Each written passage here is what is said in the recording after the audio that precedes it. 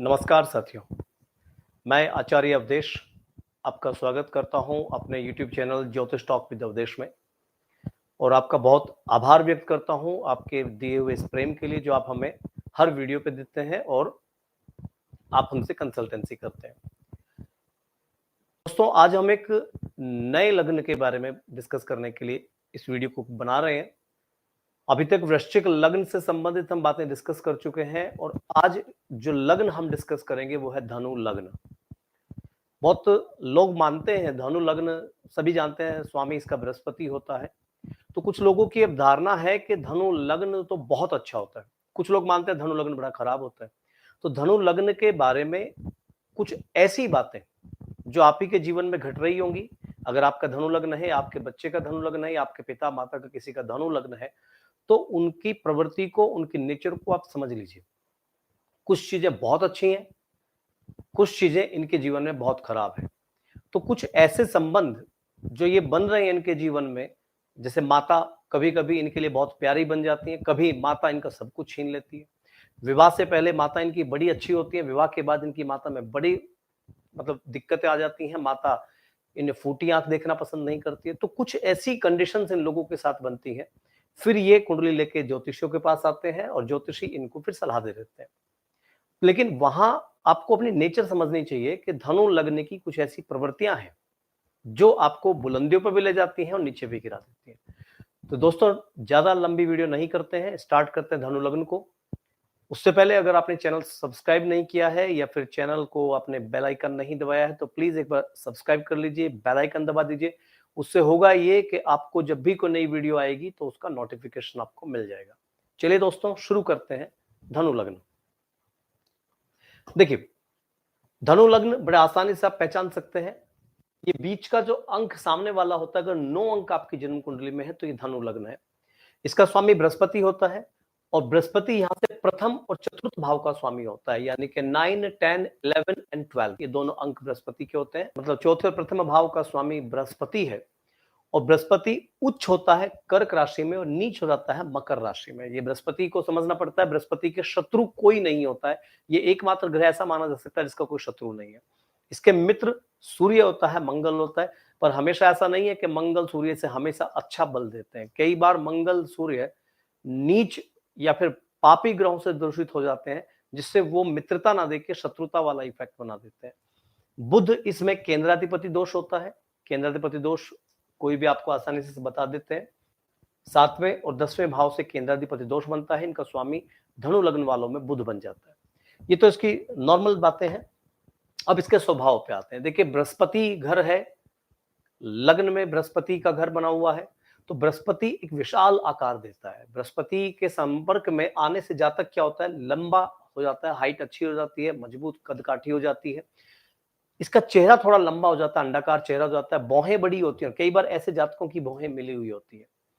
दूसरा, सुंदर होते हैं, घुंघराले बाल होते हैं, मजबूत बाल, मतलब बृहस्पति एक सुंदर स्वरूप इन्हें दे देता है। साहसी हो जाते हैं, पर ये कई बार बड़े डरे डरे से भी रहते हैं। मतलब जहां बोलना चाहिए वहां जल्दी से नहीं बोल पाते। कई बार वो प्रवृत्ति भी बन जाती है कि बहुत हिम्मत भरी हुई है लेकिन अपनी बात को कहने का साहस नहीं आता है। तो ऐसा भी इनमें कई बार देखा जाता है। दूसरे, महत्वाकांक्षी बहुत होते हैं, लेकिन कभी कभी ऐसा होता है कि अति महत्वाकांक्षा पहुंच जाती है और ये ऐसी बातें बोलना शुरू कर देते हैं जो इनके लिए घातक साबित होती हैं। कई बार ये बड़ी बड़ी फेंकना शुरू कर देते हैं। मतलब काम करेंगे 100 रुपए का, बताएंगे 2 लाख का।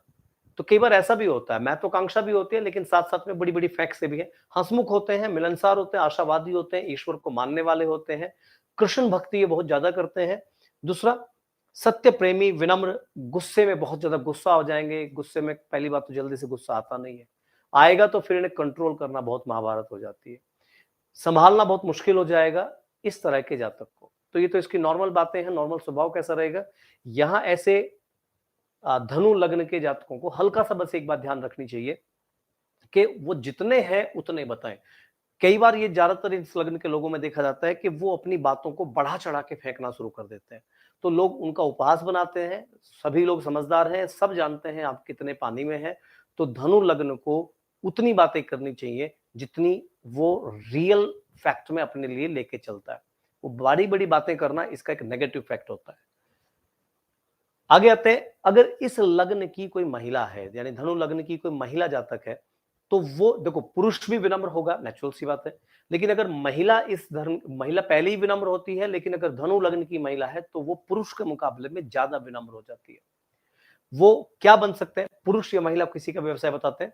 वो अध्यापक बन सकते हैं, वकील बन सकते हैं, क्योंकि बृहस्पति है, बृहस्पति बोलने से संबंधित होता है, बृहस्पति ज्ञान से संबंधित होता है। सलाहकार बन सकते हैं, वो अधिकारी भी बन सकते हैं, राजनेता बन सकते हैं। यहाँ जहां लोगों को आप ऑर्डर दे सकते हैं, वहां पे बृहस्पति आपको पहुंचा सकता है। लेकिन उसके लिए आपके सूर्य, आपके मंगल और भी कई ग्रहों को देखना होता है। ऐसा नहीं कि धनु लग्न है तो आप बहुत बड़े नेता बन जाएंगे, उसके लिए भी आपके दूसरे ग्रहों को देखना होता है। आदर्शवादी बनते हैं, धार्मिक बनते हैं। लेकिन इसमें कई बार क्या होता है कि अगर शुक्र की स्थिति अच्छी नहीं है तो ये व्यक्ति बिगड़ जाता है।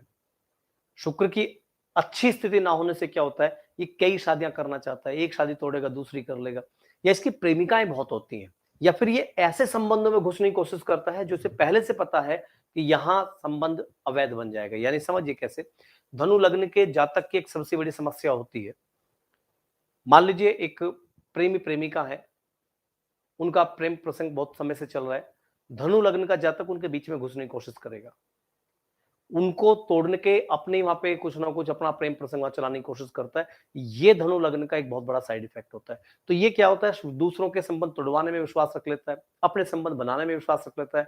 हमेशा इसकी कई प्रेमिकाएं बन सकती हैं, दो या ज्यादा शादियां हो सकती हैं, लेकिन वो तब होता है जब ग्रह अच्छे दिशा में नहीं होते हैं या ग्रहों की युतियां अच्छी नहीं होती है। दूसरा, जीवन काल अगर देखें तो 40 वर्ष के बाद इनका थोड़ा सा अच्छा संवरता है, भागोदय होता है 40 से 45 साल के बीच में। 40 साल तक लगभग इन्हें संघर्ष करना पड़ता है। शुक्र की और चंद्र की युति, ये ध्यान रखिएगा, अगर शुक्र और चंद्र की युति हो जाती है, धनु लग्न है जो कि बृहस्पति होगा, और चंद्र शुक्र को थोड़ा सा बल मिल जाता है, तो उसमें ये जातक वकील बन जाएगा, बहुत बड़ा लेखक बन जाता है, कवि बन जाता है, संगीतकार बन जाता है, ये प्रसिद्ध गायक बन जाता है, गजलकार बन, मतलब एक कला की ओर इसे लेके चला जाता है, वहां से एक कलात्मक तरीके से जाता है, रंगमंच पे प्रोग्राम करता है। अगर ये बहुत बड़े लेवल का नहीं बनेगा तो क्या बन जाएगा, कोई जैसे मतलब टीवी प्रोग्राम, आजकल तो यूट्यूब चलता है, यूट्यूब पे अपना वीडियोस बनाने स्टार्ट कर देगा। तो ये मतलब कला, संगीत, इस तरफ ये जाने वाला बन जाता है। ये कला को बहुत पसंद करता है, इसका मन चंचल रहेगा। शुक्र के योग में ये कभी भी स्थिरता से काम नहीं कर पाता है, बहुत अस्थिरता इसके साथ में रहती है। और सूर्य अगर इसके दूसरे भाव पे बैठा है, धनु लग्न सूर्य दूसरे भाव में, तो सूर्य दूसरे भाव में क्या करता है, शनि के घर में पहुंचने से क्या करेगा, वहां जैसे ही इस बच्चे का जॉब लगने का नंबर आएगा, ये इसकी आंखें खराब होनी स्टार्ट हो जाएंगी, आंखें डाउन हो जाएंगी। जैसे ये बच्चा पढ़ने में अच्छा हो जाएगा, इसकी आंखों में समस्या बनने स्टार्ट हो जाती है। तो सूर्य नेत्र रोग इस व्यक्ति को देता है। दूसरा, चंद्र पर राहु की अगर दृष्टि है और मंगल शनि की युति है, ध्यान रखना, इस लग्न के लोग जो होते हैं वो अक्सर शराबी हो जाते हैं।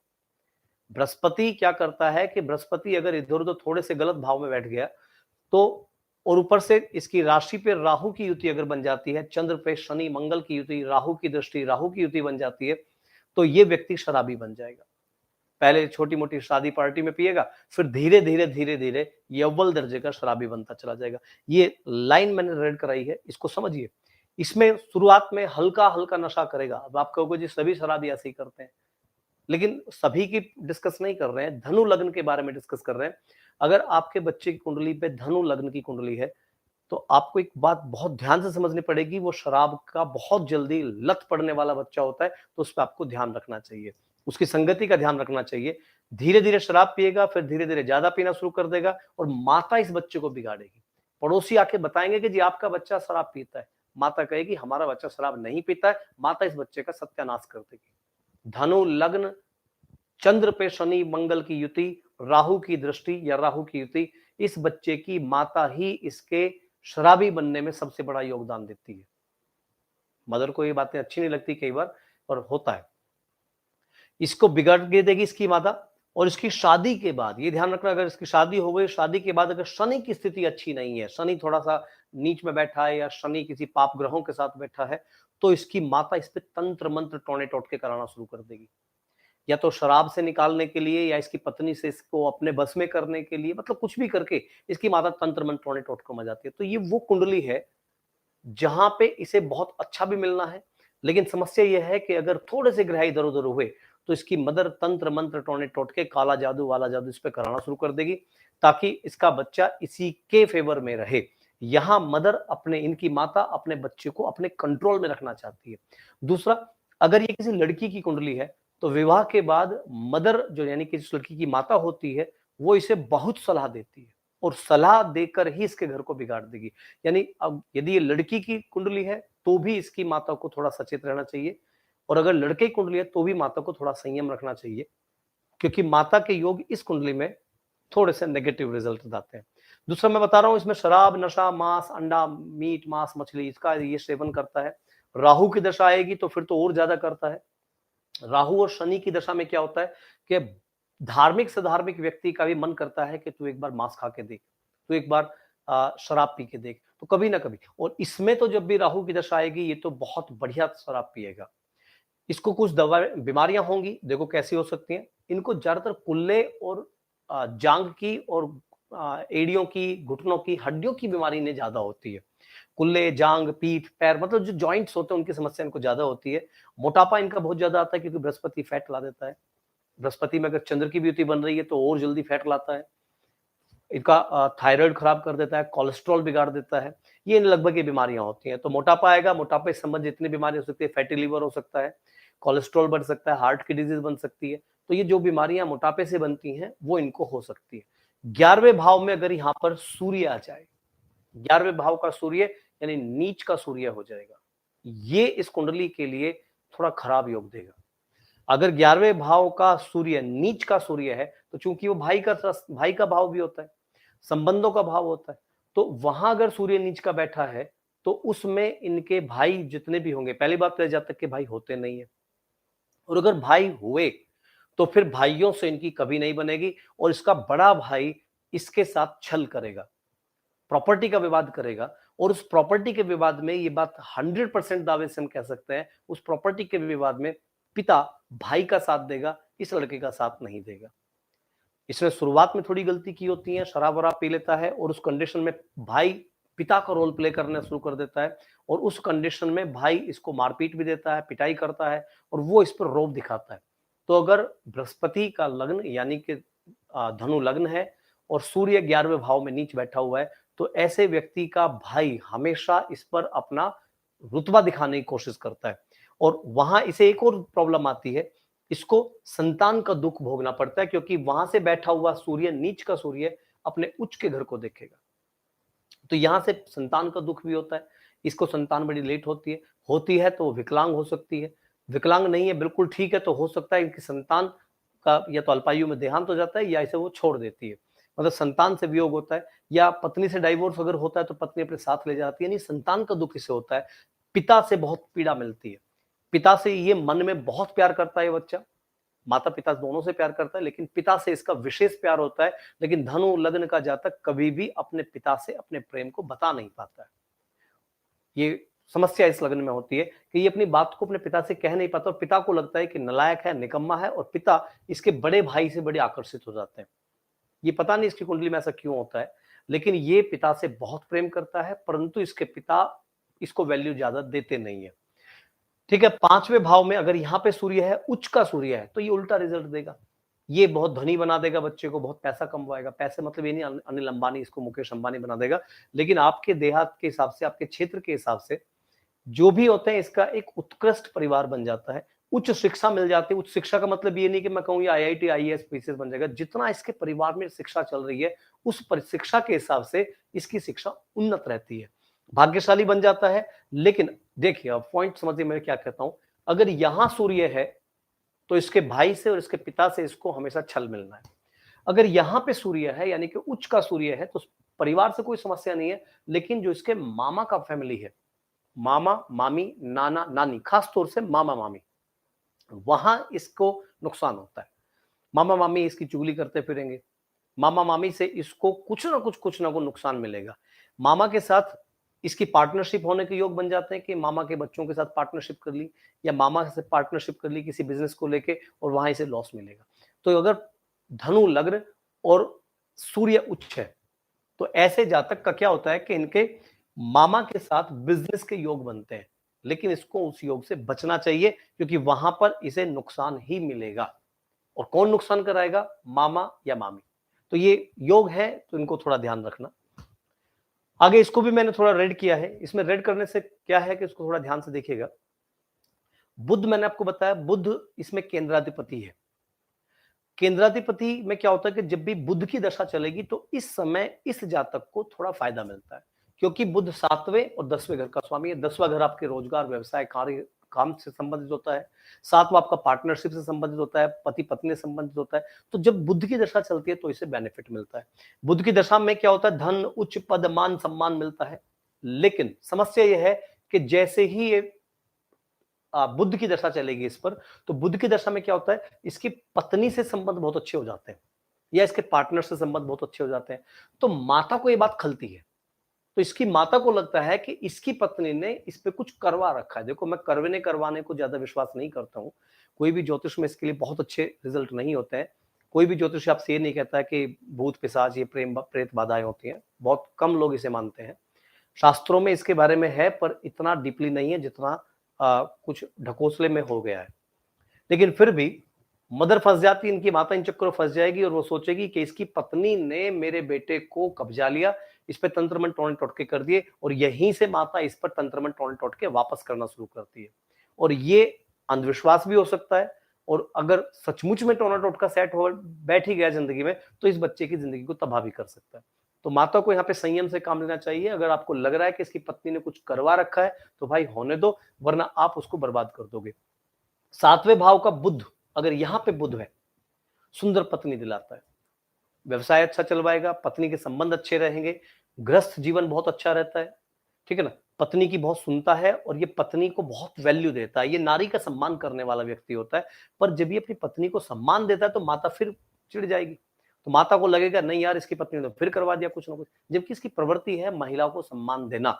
तो ये सुंदर पत्नी मिलेगी, अच्छा गृहस्थ रहेगा, सुंदर संतान होगी, पर इसकी माता चिढ़ेगी। 12वें भाव का शनि, अगर वहां शनि बैठा है धनु लग्न में, आप धनु लग्न की बात कर रहे हैं, तो धनु लग्न में अगर इस वाले घर में शनि बैठा है, यहां पे, एक मिनट दोस्तों, अगर वहां पे 12वें घर का शनि बैठा हुआ है तो आपको एक दिक्कत आती है। यहां पे ये व्यक्ति शनि की दशा में या शनि के प्रभाव में एकदम से पैसा कमाने की कोशिश करता है, और शनि इसे बिगड़े हुए रास्ते पे लेके जाता है, काले धंधे पे, जुआ, सट्टा, शेयर बाजार, यहां पे जाने का मन करता है। इसे लगता है पैसा यही है, मेहनत में कुछ नहीं रखा है। तो ये शेयर मार्केट, गेमिंग एप्स के थ्रू ये पैसा कमाने की कोशिश करेगा कि नहीं यार मैं तो गेम खेलूंगा।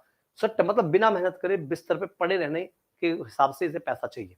इसको करना कुछ नहीं है। 12वें घर का शनि इसे आलसी बनाएगा और इसको ऐसे सपने दिखाएगा कि यहीं से पैसा मिलता है और ये उसमें डूबेगा। तो 12वें घर का शनि है, तो कोशिश करें आप भूल कर भी पैसे इन शेयर मार्केट में, सट्टे में, इस तरह से जोखिम वाले जगह पे पैसे ना लगाएं, आपको नुकसान हो जाएगा। व्यक्ति को शेयर मार्केट और गुप्त तरीके से पैसा देता है, पर शनि नीच हो तो बहुत संघर्ष देता है। नीच शनि अवैध धंधा करवाता है, राहु की शत्रुता इस पे भारी पड़ती है और दुर्घटना और बीमारी बन जाती है। यानी कि शनि को बहुत ध्यान से समझना। धनु लग्न में अगर शनि अच्छा नहीं है तो उससे क्या होता है कि ये अवैध धंधा करता है, सरकार की आंखों में धूल झोंक के कुछ 2 नंबर का काम करने की कोशिश करता है। इसका मन करता है कि कुछ ऐसा तरकीब अपना लो कि गलत तरीके से पैसा कमा लो, कुछ भी वो करेगा, लेकिन 2 नंबर से पैसा कमाने की कोशिश करेगा। शुरू के 1 डेढ़ 2 महीना इसके पैसे मिलेंगे भी, तो उस सिचुएशन में आके 2 ढाई महीने बहुत अच्छा चलेगा, उसके बाद में काम चौपट हो जाएगा, जेल भी जा सकता है, पकड़ा भी जा सकता है। राहु की शत्रुता इस पर भारी पड़ जाएगी, बीमारियां पकड़ेंगी, ये बीमार पड़ेगा, इस पे कर्जे हो जाएंगे, मुकदमा चल जाएगा। तो इसलिए ऐसे व्यक्ति को अवैध धंधों से बचना चाहिए। देखिए, अगर 7वें घर में बृहस्पति हो, क्योंकि ये धनु लग्न है, 7वां घर ये वाला है। 7वां घर संबंधों का होता है, पति पत्नी का होता है, और आपके जो पार्टनरशिप होती है उसका होता है। व्यवसाय में आपके जो कलीग्स लोग होते हैं, जो कलीग हैं आपके सहकर्मी, सहपाठी होते हैं, उनके संबंधों को दिखाता है। तो 7वें घर में तो बृहस्पति है, तो बृहस्पति और सूर्य की भी युति है, तो उसमें सूर्य मित्र होता है। पर यहां पे दिक्कत हो जाएगी, क्योंकि सूर्य की भी युति हो तो इसकी माता हमेशा यही चाहेगी, इस जातक की माता हमेशा यही चाहेगी कि इसकी पत्नी, मतलब बेटा है मान लीजिए, तो उसकी मदर यही, मान लीजिए आपकी कुंडली धनु लग्न है, तो आपकी माता हमेशा यही चाहेगी कि आपकी पत्नी आपकी माता के इशारों पे नाचे।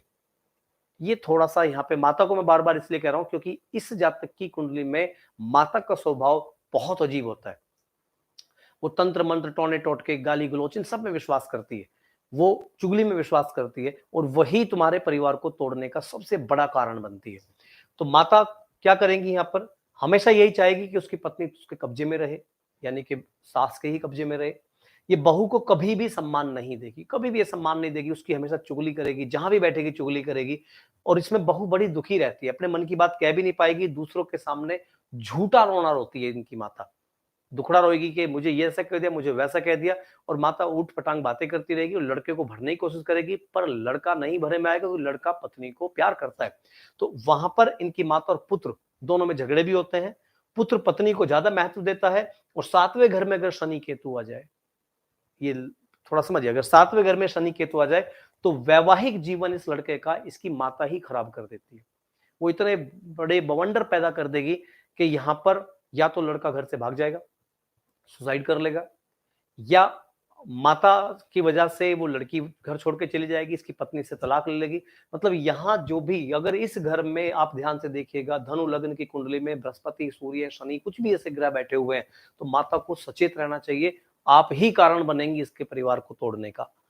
आगे देखिए, धनु लग्न सिंह राशि, धनु लग्न हो सिंह राशि हो, यानी कि नवम भाव में चंद्रमा बैठा हो, तो ये अपनी बहुत अच्छा योग होता है। यहाँ पे जातक को सरकारी नौकरी लगने के भी योग बन जाते हैं, और ऐसे में उसका जिस काम में हाथ डालता है वो काम भी अच्छा चल पड़ता है, पर यहीं से उसकी किस्मत उल्टा फेर फेरेगी।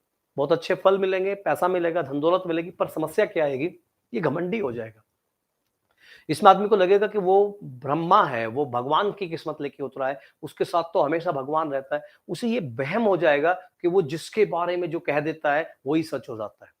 ये भ्रम है इसके लिए। मतलब इसे ऐसा लगता है कि ये जो बोल देगा वही हो जाएगा।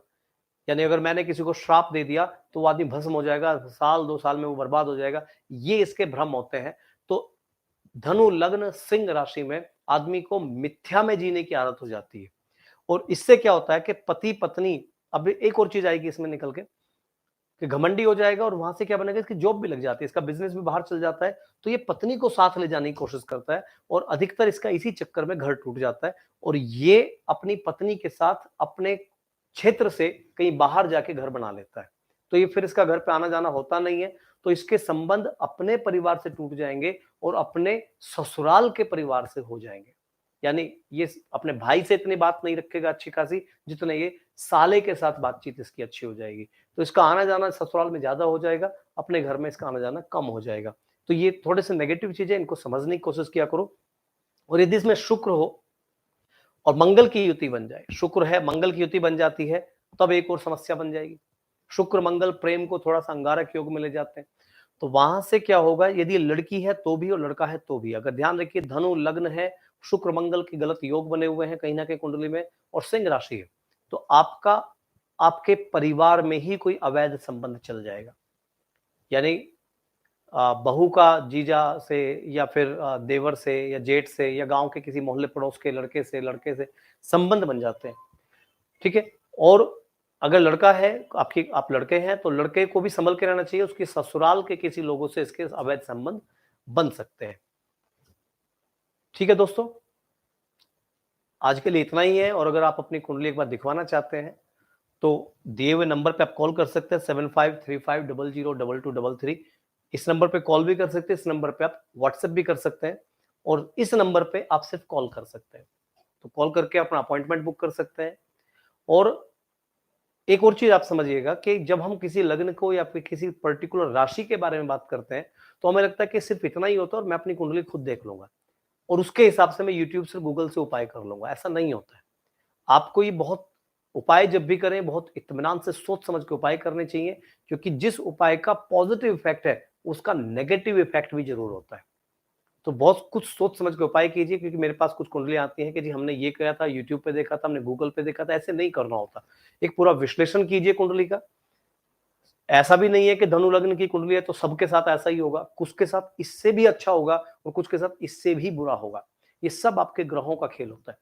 तो अपनी कुंडली को पर्टिकुलर उसका विश्लेषण रखिए, उसके साथ में समय के हिसाब से उसको ध्यान रखिए। माता पिता के साथ संबंध कैसे कब खराब हो सकते हैं उस समय संयम से काम लीजिए और अपने जीवन को, अपने परिवार को बचाने की कोशिश कीजिए। ठीक है दोस्तों, अब जल्दी ही किसी ना किसी नेक्स्ट वीडियो में आते हैं, जल्दी ही दूसरी वीडियो लेके आते हैं नेक्स्ट लग्न के बारे में या नेक्स्ट राशियों के बारे में। तब तक के लिए धन्यवाद।